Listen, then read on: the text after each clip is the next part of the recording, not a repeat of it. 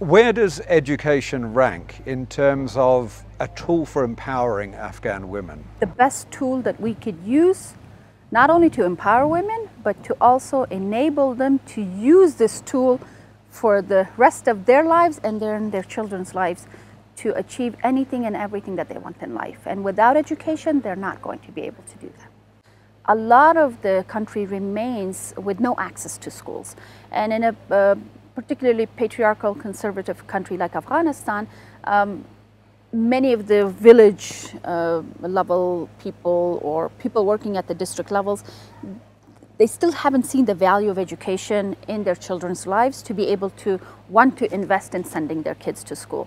So what we have learned at the Ministry of Education is instead of asking children to come to schools to get educated, we've created alternative ways of making access or making education accessible even in their communities and villages. The idea is to enable children to get access to education no matter where they are, whether they're in their home, in their community mosque, in a community center, or a school if they're lucky to have a school. The US are expected to pull out in September. The government is trying to make a peace agreement with the Taliban.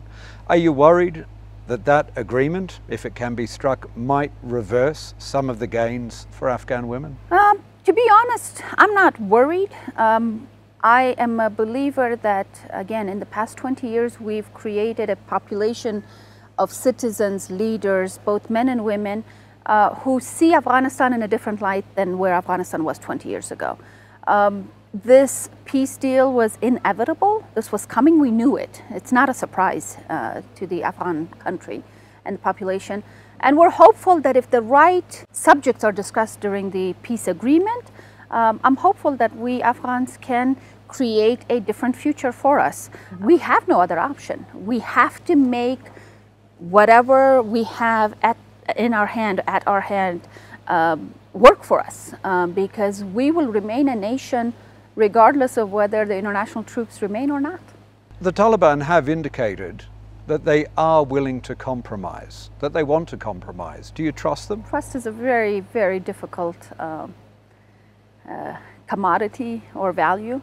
I like to believe that I want to trust everybody, but trust cannot be simply gained by word of mouth.